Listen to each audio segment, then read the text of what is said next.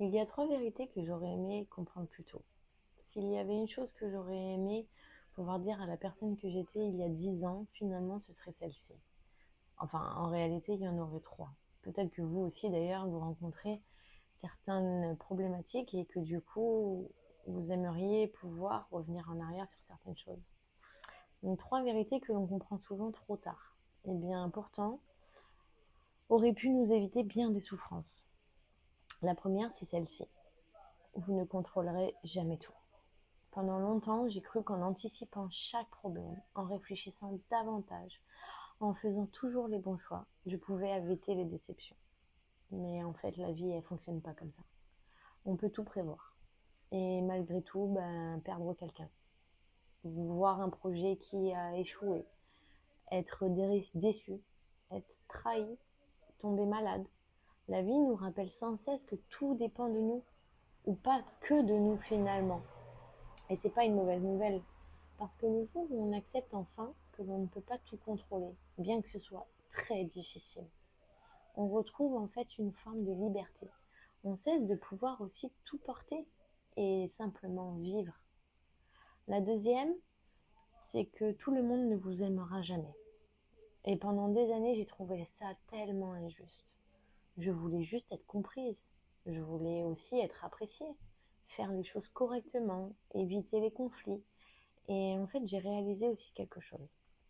Vous pouvez être la personne la plus sincère du monde. Vous serez toujours, à un moment donné, le méchant dans l'histoire de quelqu'un. Parce qu'en fait, chacun regarde la vie avec son histoire, ses blessures et ses attentes. On n'a pas du tout tous la même éducation ou la façon de voir les choses. Et vouloir plaire à tout le monde, ça oui, ça nous est tous arrivé. Mais passer sa vie à courir après quelque chose qui n'existe pas, ça non. Finalement, le jour où on accepte ça, on arrête aussi de jouer un rôle. Et en fait, on est simplement nous. Et finalement, c'est incroyablement apaisant. La troisième chose aussi, c'est que le temps est infiniment plus précieux que l'argent.